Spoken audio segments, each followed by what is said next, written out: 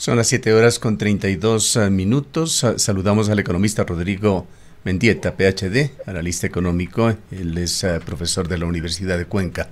Economista Mendieta, muy buenos días. Es un buen momento para analizar con mayor detalle, una vez que se ha conocido, se lo ha podido probablemente estudiar ya por parte suya, a este decreto económico del gobierno de Daniel Noboa, denominada Ley Orgánica de Eficiencia Económica y Generación de Empleo, que tiene que pasar con el carácter de urgente por la Asamblea.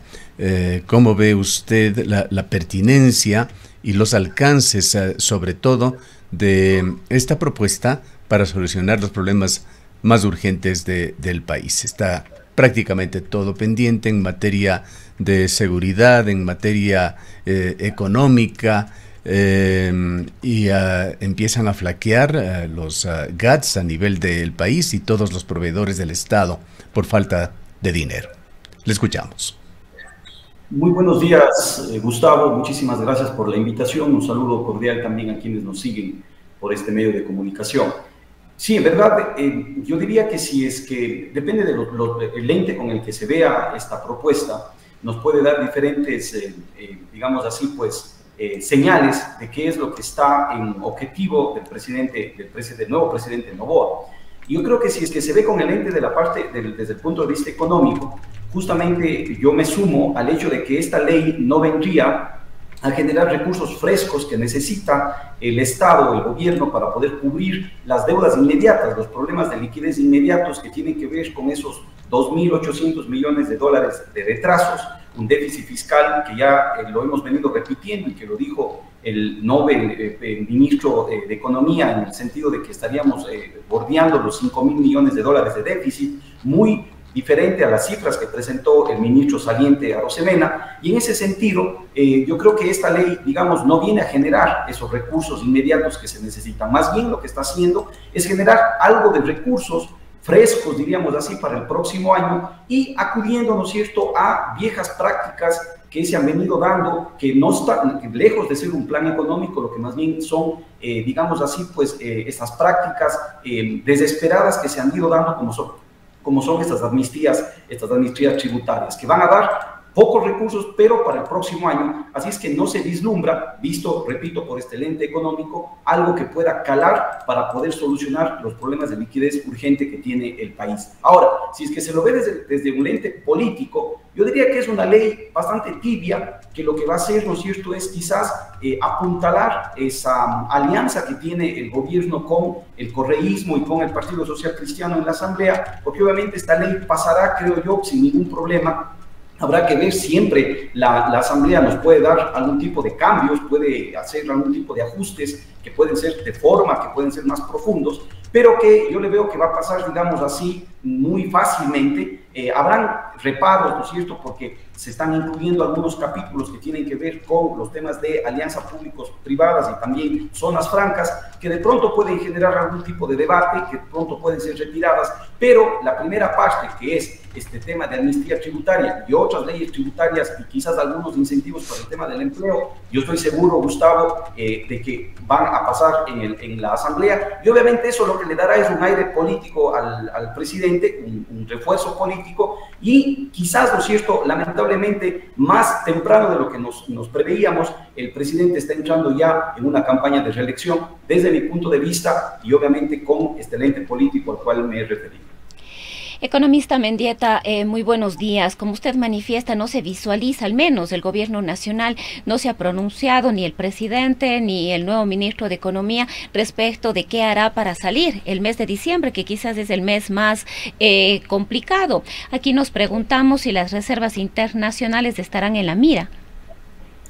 Bueno, primeramente que va a llegar dinero a la caja, tiene que llegar los primeros días de diciembre, la última tributación que se da, sobre todo del IVA y del impuesto a la renta que se va dando de personas naturales, y obviamente va entrando dinero a la caja. Ahí aproximadamente podríamos estar pensando en alrededor de unos 1.000 millones de dólares, si es que todo, digamos, apunta a que eso sucede. Claro que también hay gastos no programados, como es el caso de la compra de energía por el estiaje que estamos pasando, pero yo creo que eso se va a ir moviendo. Veamos, por ejemplo, una cifra, Rosana, cuando el ministro hizo el anuncio con el presidente vía televisiva, advirtió que más o menos en caja estaban 180 millones de dólares.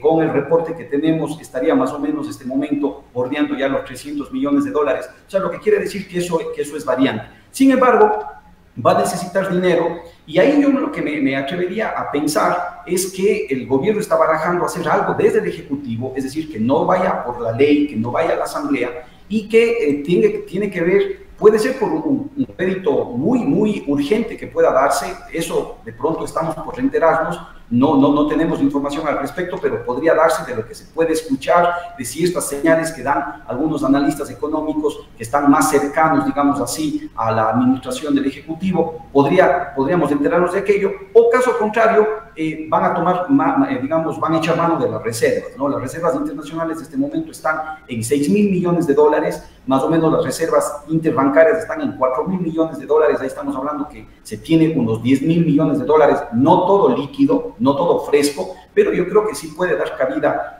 a el uso de esas reservas para salirnos del problema fiscal que podemos, digamos que estamos teniendo de cara a finalizar este año 2023. ¿Cuáles ve usted son las medidas más relevantes para contribuir en algo a la iliquidez del gobierno? Bueno, yo creo que lo que debió haberse pensado, repito, si es que solamente lo vemos con el ente económico y soslayando el ente político, yo pienso que lo que tenía que haberse hecho es, por ejemplo, y algo que también se está discutiendo, es revertir, por ejemplo, el impuesto a la salida de divisas, ¿no? Que regrese al 5%. Eso podría haber dado una liquidez inmediata, pero también un panorama, un horizonte de liquidez para el próximo año un poco más cierto de lo que se está planteando. Claro, lo que se está planteando en el tema de amnistía tributaria es muy claro, porque ya se ha visto antes. Esta es la 7ª vez que se está que se llevaría a cabo este procedimiento, y claro que las empresas lo que hacen es pagar los impuestos, porque obviamente están evitando pagar lo que son las multas, intereses y retrasos, ¿no? Entonces, ahí estamos hablando de que va a venir pero quizás lo inmediato y lo que no hubiese generado mucho ruido podría haber sido eso. Y otra cosa que también lo hemos dicho es empezar a pensar, ¿no es cierto?, en un desmontaje ordenado, en un desmontaje estudiado, en un desmontaje sectorizado del tema de los subsidios, estimado Gustavo. Pero eso no se está poniendo aquí, no se ve que no se va a poner, y de nuevo, repito, ahí nos toca jugar con el otro lente, el ente político, y quizás el presidente Noboa está haciendo lo que en su objetivo, digamos así, en su propósito de cara a un tema de reelección puede pensarse como razonable. Aparentemente se trató también y se cuidó mucho en esta propuesta de no tocar directamente el bolsillo de los consumidores, de la gente de a pie en Ecuador. Pero por allí hay una norma, diríamos que está entre la letra chica de lo propuesto, que tiene que ver con la enajenación de bienes inmuebles. Allí se quita una exoneración que será muy importante en el intercambio de inmuebles, compra-venta de inmuebles en Ecuador. ¿Ha podido usted analizar ese punto? Bueno, yo creo que sí, eso por un lado, pero también por otro lado tenemos, Gustavo, el hecho de que se estaría tocando a patrimonios de bancarios, y también estaría cambiándose estos temas del régimen de retenciones. Recordemos que el régimen de retenciones que viene ya, que está ya en este momento en vigencia, en alguna vez que analizamos esto, decíamos que lo que viene es un poco a estrangular al sector productivo porque le resta liquidez, porque claro, en palabras, digamos, en conclusión, lo que eso hace es adelantar el impuesto a la renta. Ahora lo que se va a hacer es adelantar más rápido, si se quiere, ¿no es cierto?, acelerar ese tema, y obviamente esto le va a restar liquidez. Hablan de los grandes contribuyentes, es decir, estamos hablando de grandes empresas. Sumado al tema bancario y al que usted, digamos, anota, podría generar un tema de aumento de costos para las personas. Eso tenemos que verlo, digamos, afortunadamente tenemos una variable que es la inflación, que va, ¿no es cierto?, a despertarse el momento que esto empiece a activarse a inicios del año 2024, y obviamente la inflación, estaremos atentos a ello. Lo que va a dar respuesta, ¿no es cierto?, a su pregunta es que sí, esta ley, ¿no es cierto?, o estos elementos de la ley, lo que podrían estar generando es que la factura lo estemos pagando todos, obviamente, muy tapadamente, muy opadamente, porque va a venir un aumento de inflación que a la final eso nos afectaría a todos. Leve, puede ser leve, ¿no es cierto? No estoy hablando de un impacto muy grande porque la inflación tiene un componente monetario que en dolarización nosotros no lo tenemos, entonces, pero sí podría darse un escalamiento de precios, inclusive podríamos observar ahí escalamiento de precios a niveles sectoriales. Puede también haber un aumento de tasas de interés también de la banca, lo cual, ¿no es cierto?, va a redundar en un pago que generalizadamente lo tengamos que hacer los ecuatorianos. Ahora, economista Mendieta, esta autorretención del impuesto a la renta a estos grandes contribuyentes son alrededor de 500, de acuerdo a la información del Servicio de Rentas Internas, 499 exactamente, a quienes el SRI les ha identificado como grandes contribuyentes. Ahora las empresas, este sector productivo ha dicho que esto les generaría problemas de liquidez y que de ninguna manera se vería reproducido, por ejemplo, en la generación de empleo.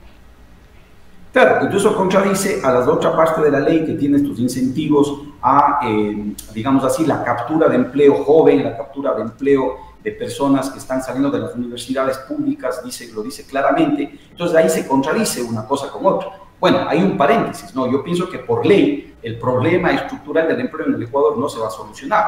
Si uno ve las leyes anteriores y todos los incentivos que se han dado, primero porque es muy difícil darle seguimiento, pero más que nada es porque si el sistema productivo no reacciona, si no estamos produciendo, si no estamos creciendo, no vamos a generar empleo por más ley que tengamos. Entonces, ahí hay una contradicción, pero es verdad, es decir, las empresas van, ¿no es cierto?, a tener este problema de liquidez que, repito, al final del día lo que van a al precio a los consumidores, digamos, en términos generales. Entonces, va a haber ahí un tema de, digamos, se va a revertir cualquier efecto que se pueda dar en términos positivos, pero desde el punto de vista de caja, si es que se ve solamente desde el punto de liquidez, es interesante porque entonces va a adelantar el tema del ingreso por que va a ir teniendo el gobierno durante el año 2024, y eso obviamente ellos estarán pensando también van a tener problemas de liquidez del próximo año, toda vez que también se vienen temas de reducción en la caja, como es el tema, ¿no es cierto?, regresamos a una reducción del impuesto a la salida de divisas. Tenemos también el tema de que ahí se pone fin a la contribución patrimonial, la disminución, digamos, la regresión de la reforma tributaria, y a esto hay que sumarle otros gastos, digamos así, urgentes que puede tener el gobierno si es que continúa, por ejemplo, el tema de sequía y también, o con el fenómeno del niño, que también se avisora, ¿no? Explíquenos, por favor, economista Mendieta, ¿qué mismo pasó con el tema de los patrimonios bancarios? Aquí se especuló, pues se filtraron informaciones antes de que se emita esta propuesta de decreto o de ley, de que se impondría a los bancos, se hablaba de un 2 o un 3%, no sé si sobre patrimonios bancarios o sobre superávits, pero la información se filtró y hubo algunas voces en las redes sociales que advertían que no era una buena medida, que esto al final significará un traslado de lo que se les cargue a los bancos al consumidor a través de una elevación de las tasas de interés. Y aparentemente el gobierno moderó esa medida. ¿Qué es lo que contiene este decreto económico urgente con respecto a los bancos? Bueno, lo que se está básicamente incluyendo, estimado Gustavo, es el tema patrimonial, ¿no?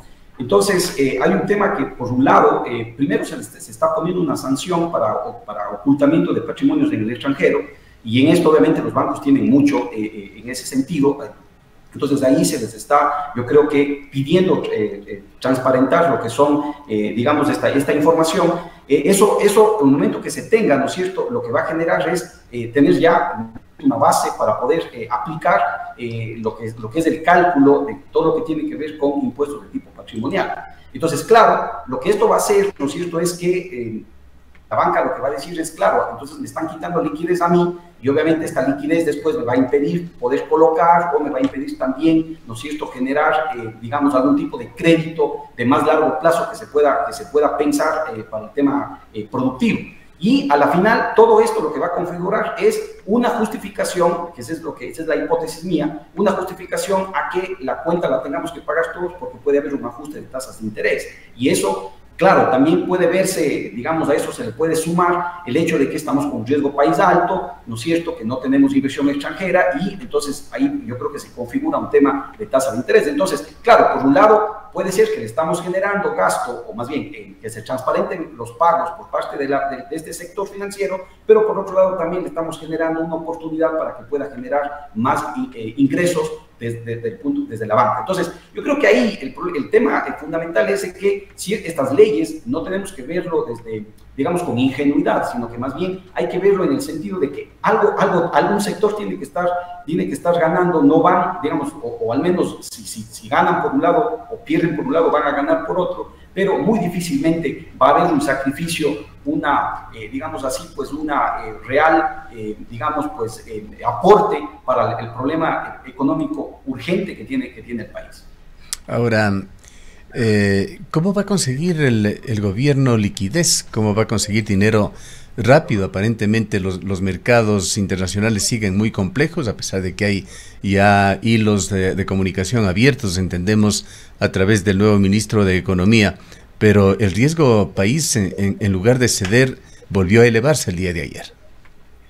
Bueno, como le decía Gustavo, ahí yo pienso que pueden darse dos cosas. La primera, que puede estarse gestando un crédito, repito, del cual nos podemos enterar, una cosa que tiene que darse ya en los próximos días, por no decir próximas horas, y que, digamos, podría venir a paliar el problema de caja, sin que esto signifique cerrar todas las deudas que se tienen. Lo que harán es posponer ciertas deudas para inicios del año 2024. O sea, lo que puedan dejar, digamos, se podrá dejar, y lo urgente tendría que pagarse. Entonces, yo creo que puede darse eso. Pero por otro lado, desde mi punto de vista, pienso que hay altas probabilidades, o hay un escenario, yo diría que para que se vuelva probable el tema del uso de las reservas internacionales, ¿no? Entonces, esa es una práctica que ya se llevó a cabo, eso se llevó a cabo en Correa, existe la forma de hacerlo, y obviamente, pues, justamente el presidente Lasso lo que hizo es poner un... Recordemos que ahí hay un código monetario financiero que tiene un candado.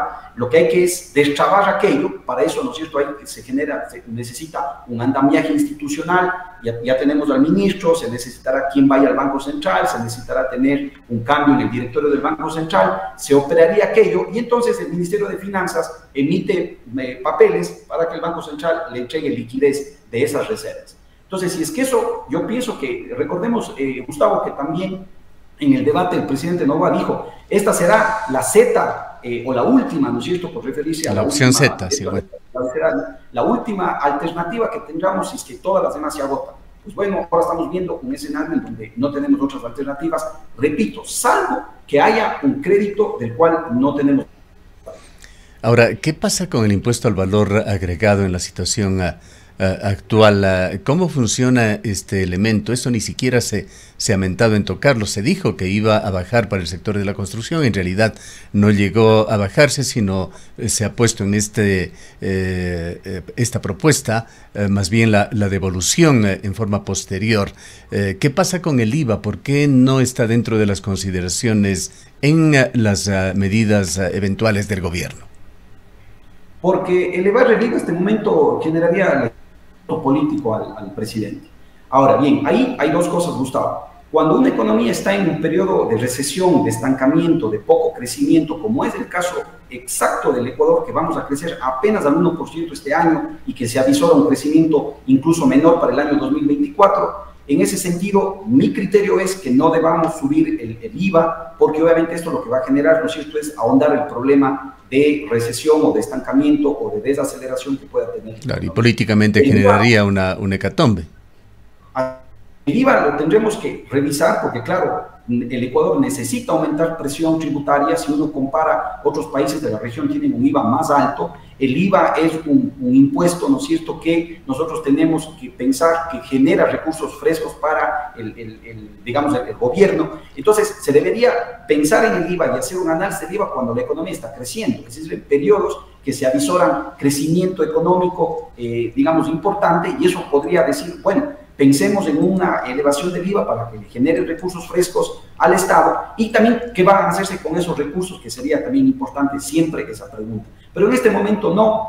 Y ¿no es cierto?, lo que haría más bien es una acción impopular para un gobierno, ¿no es cierto?, que va a ser muy corto y que, lo repito, desde mi punto de vista, sin ser especialista en ello, pero está actuando todos los pasos que da y que va a seguir dando. Yo creo que lo va a hacer bajo el ente político, digamos, en las próximas acciones que tomará. Economista, entre otros incentivos que plantea esta reforma tributaria es también algunos beneficios para quienes decidan invertir más de $150.000 aquí en el Ecuador y ubicarse, instalarse aquí en el país. ¿Considera usted que esto motivaría, alentaría tal vez a esta urgente y necesaria inversión extranjera a la que debe acceder el país? Muy poco, Rosana, porque por ley no se va a generar empleo, por ley no se va a atraer inversión, por ley simplemente no se va a cambiar esa estructura, digamos, de inseguridad y de una serie de elementos que lo que hacen es ahuyentar la inversión, no solamente extranjera, también la inversión local, el emprendimiento ahuyenta el hecho de que empresas nuevas se puedan formar o que las empresas puedan crecer. En ese sentido, no se va a hacer por ley porque, claro, la estructura, el problema económico en el país se mantiene. Esa falta de dinamismo en el sector privado, esa falta de diversificación en la oferta de exportación que tenemos, esa dependencia alta que seguimos teniendo al petróleo, son temas que se han venido dando en el Ecuador desde hace 50 años, es decir, no es un tema ahora, pero que lamentablemente hemos tenido gobiernos que no nos permiten salir adelante. Ahora, lo que sí debo decir ahí, que me parece, y le he dicho en otras ocasiones, es importante empezar a pensar, por ejemplo, en temas de empleo juvenil, y el empleo sobre todo de estudiantes, o más bien digamos de graduados y graduadas de las universidades. Es muy importante esto porque toca un Rosana, que quizás no tiene que ver con el tema de la entrevista, pero lo dejo sobre la mesa, y es el hecho de que en el sistema universitario mucho tiempo nos hemos preocupado por el ingreso, pero muy poco nos hemos preocupado por la salida. Y eso que ahorita se está poniendo en la ley, que me parece a mí favorable, puede abrir la puerta para un debate más amplio de, por ejemplo, qué profesiones estamos generando en las universidades, cómo se está enseñando a los estudiantes, si es que se los está enseñando, para encarar los cambios, las innovaciones que están dándose en el sector privado, en el sector productivo. Eso, por lo tanto, ¿no es cierto?, asimismo está tocando las brechas. En el Ecuador nosotros tenemos al menos 3 brechas de empleo: la de género, una diferencia entre hombres y mujeres; la etaria, entre personas de diferentes edades, pero sobre todo afectando a los jóvenes; y el tema entre el campo y la ciudad. Tenemos altísimas brechas de empleo entre la ruralidad y el sector urbano. Entonces, aquí se está tocando uno, y que me parece que más allá de la ley, porque no creo que vaya a dar un efecto favorable importante, pero sí debería abrir la puerta, repito, para debatir muchos estos temas que tienen que ver con la vinculación universidad-sector productivo. ¿Qué explica, por otra parte, esa preocupación expresada por un exdirector del SRI que señalaba que este decreto trae en su interior un retroceso a la lucha contra la evasión transnacional? Bueno, yo creería que ahí, en el tema de la esclarecimiento de los patrimonios en el extranjero, yo creo que estaría, digamos, en contra de lo que se está advirtiendo. Más bien, yo lo que diría es que esta ley lo que se suma es a esta lógica de tengo impuesto, no pago y luego me van a hacer un perdón, es decir, una amnistía. Y esta lógica que en el Ecuador se viene repitiendo en forma recurrente, lo que va a generar, ¿no es cierto?, es seguramente, sin que tengan los elementos suficientes para advertirlo, pero va a empezar, o estaría ya digamos, configurando una actitud beligerante de parte de sobre todo de contribuyentes grandes, en el sentido de que no tienen incentivos para pagar, sino más bien para no hacerlo, Gustavo. Y entonces, ¿por qué? Porque saben que después de... Una invitación a jugar con el tiempo. Exactamente, es decir, saben que el tiempo es su mejor aliado, no pagar y dejar para que el momento que venga un gobierno en una desesperación fiscal, porque claro, no estamos tocando los problemas profundos desde el punto de vista de la falta de financiamiento del presupuesto del Estado, y va a venir un tema como estos urgente, rápido, donde la gente se queda como que no saben si está bien, si está mal. A la final les afecta, digamos, en el largo plazo también nos afecta a todos en el largo plazo, pero en el corto plazo le soluciona ciertos inconvenientes de liquidez al gobierno. Dicho sea de paso, no lo suficientes que se necesitan ni para el corto plazo, si esto le va a dar ingresos para el año 2024. Y en el caso del Grupo Noboa representaría alrededor de cerca de 60 millones de dólares. Además, no, además que hay un tema, bueno, hay un tema de intereses que también se ha visto, digamos, de conflicto de intereses que también digamos, ha surgido en el debate, que yo creo que obviamente está ahí. El presidente Noboa viene de un grupo empresarial, quizás uno de los más importantes del país. Solamente tienen, pensemos, digamos, beneficios en este momento con el tema de las amnistías, que también puede darse otro tipo de beneficios con el tema de la devolución del IVA en el sector constructivo, es decir, está vinculado en su familia, digamos, a los dos, en los dos ámbitos, es decir, que hay un conflicto de intereses y que se debe debatir también, y que obviamente también veremos cómo se lleva a cabo esto en la Asamblea, que ya está corriendo el plazo para su análisis, ¿no? ¿Cómo ve usted, por otra parte, este tema de la inclusión de zonas francas, proyecto que fue negado ya en el gobierno anterior? Por allí entendemos hay un proyecto que se lo considera importante en la vecina provincia del Cañar, con una alta influencia en la provincia de la Azuay, un puerto seco. ¿Qué importancia tiene este tema?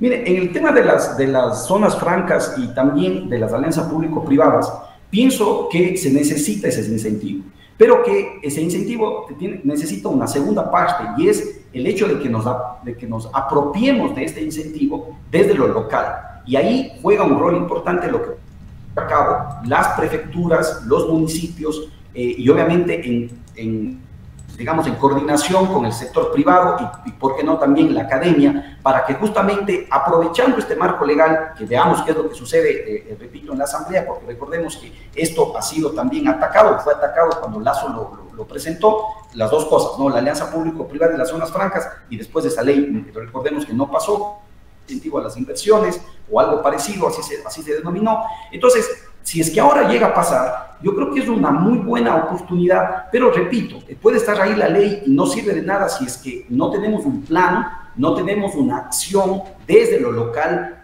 desde esa acción articulada entre lo público y lo privado, pero local. Y usted bien advierte ahí, Gustavo, pueden surgir varias iniciativas, varios temas que pueden después cristalizarse aprovechando esta normativa en zonas francas cercanas, que pueden ser, ¿no es cierto?, como usted advierte, en la provincia del Cañar, en donde se ve que a falta de suelo industrial en la provincia de la Azuay y de ciertas condiciones que se estarían generando, pues obviamente puede generarse ahí un polo importante de producción, un polo importante de desarrollo, con las medidas regulatorias, digamos, que tiene que ver con el tema ambiental, pero que puede generar una muy buena oportunidad y la generación de empleo, yo diría que inmediato, importante y de largo plazo para nuestra región. Así es que yo creo que ahí está una muy buena oportunidad, pero repito, esperaremos a ver qué pasa con la Asamblea y luego después qué acciones tenemos al interno de los cantones, de las provincias, para que podamos aprovechar de aquello. Es decir, ahí debería los alcaldes, los prefectos, ya con urgencia, ¿no es cierto?, empezar a pensar en proyectos, porque obviamente va a meditar también tener información, tener diagnósticos, qué es lo que vamos a hacer, cómo vamos a aprovechar este marco legal que esperemos, digamos, pueda tener una aprobación en la Asamblea. Ya en la parte final, saliéndonos un poco de esta propuesta que está en manos de la Asamblea, economista Mendieta, quisiéramos también conocer su punto de vista sobre la importancia que pueda tener el tema de la transferencia de competencias viales, tema que se lo viene manejando desde el gobierno anterior. Guillermo Lasso firmó una en favor del municipio de Guayaquil para la construcción del 5º puente, una autorización para la prefectura de la provincia de Los Ríos, también para la construcción de una vía. Aquí en la provincia de la Azuay, la prefectura y la alcaldía pidieron competencias para mantener y administrar 3 de las principales vías de la red estatal. Mientras tanto, en los primeros días de Noboa lo que escuchamos son quejas de la iliquidez que está también afectando por falta de transferencias a los gobiernos locales. ¿Qué importancia le da usted a este tema que será tratado hoy por el presidente Noboa con las autoridades del Guayas y que tendrá también una indirecta repercusión en esta aspiración de quienes están al frente de los GATS locales? Es fundamental eso, es fundamental el tema de la transferencia de competencias, porque eso lo que nos va a ir dando es más autonomía desde lo local. Yo soy un ferviente defensor de aquello. Creo, en algunas ocasiones lo he dicho, que una de las pocas salidas que tiene el Ecuador, porque realmente ya hemos probado de todo, pero una de las pocas salidas es empezar a apostarlo desde lo local, es decir, desde el desarrollo, el crecimiento económico desde lo local. Esto apunta hacia ello, porque esto le daría, ¿no es cierto?, por ejemplo, al municipio de Cuenca, a la prefectura, la posibilidad, primero, de mantener vías que el gobierno central no lo ha podido hacer, ¿no es cierto? Ya definitivamente, como sin dinero, en momentos de alto precio del petróleo, puede que se construyan las vías o que se construyeron vías, pero que nunca se pensó en su mantenimiento. Y fíjese, ahí hay un dato, estimado Gustavo, una vía en su vida útil, que puede ser 50 años, llega a costar hasta 4 veces más la inversión inicial que se dio en mantenimiento, es decir, 4 veces más nos cuesta una vía mantenerla que lo que costó su construcción. Su construcción inicial. Entonces, hay que pensar en aquello, y eso tiene que pasar, me parece acertado, que sea, digamos, una aspiración que tengamos y se tiene que presionar hacia ello para que podamos manejar nosotros mismos. Entonces, primero, un tema de competencia para mantener esas vías que están en mal estado, pero segundo, también puede ser una fuente de ingresos para los gobiernos seccionales, toda vez que se piensen en modelos de negocio, toda vez que se piense en alianzas público-privadas también, y que obviamente eso se pueda generar a través, por ejemplo, de concesiones. ¿Por qué? Porque también podemos caer en el hecho de que si pensamos administrar eso de una manera asistencialista, lo que vamos es a reproducir problemas locales que ya se vienen dando como problemas nacionales. Ahora, en materia de descentralización, de autonomía, el gobierno actual de Noboa sigue siendo una gran incógnita. No se sabe, como en muchos otros campos, qué mismo piensa y qué políticas aplicará. Recordamos, entre las pocas cosas que se dio aquí durante la campaña electoral es que Noboa estuvo de acuerdo, por ejemplo, con el fideicomiso de la empresa eléctrica regional Centro-Sur para el sector eléctrico, y una de las primeras medidas que tomó fue derogar esos decretos del presidente Lasso que permitía esa transferencia de competencias a Guayaquil y a la provincia de los Ríos. ¿Tiene usted algún indicio sobre cuál es la línea del gobierno con respecto a estos temas de la descentralización, que por acá, por la provincia de La Suay y el austro de Ecuador, son temas urgentes? Escuchaba en la mañana alguna entrevista a un comentarista y decía que el gobierno de Noboa es un enigma, y yo creo que esa es una palabra un poco que grafica estas pocas señales, o las señales que se tienen y que nos impiden poder ver por dónde puede ir caminando. Realmente yo diría que es así. Vamos a tener que estar atentos a lo que vaya sucediendo, pero definitivamente no se tienen las cosas claras, y eso obviamente desde un punto, repito, y termino quizás con esto, desde un lente político puede ser acertado, pero desde el punto de vista económico esto lo que genera es que es lo que justamente el Ecuador no necesita, o necesita menos, digamos, aquello para salir de la crisis. Pero vamos viendo, ¿no es cierto?, cómo se va dando. Como siempre tenemos cierto optimismo, y obviamente digamos, pues hay que darle un espacio para que se pueda ir desarrollando el nuevo gobierno, sobre todo en la coyuntura que está, y obviamente esperamos que cualquier cosa que se vaya dando sea favorable para el pueblo ecuatoriano. Bien, le agradecemos mucho por habernos acompañado. Muchísimas gracias a usted, Gustavo Rosano. Buen día. Declaraciones del académico Rodrigo Mendieta, economista, quien ha realizado un análisis de la situación económica y los primeros pasos del gobierno de Daniel Noboa. Son las 8:06.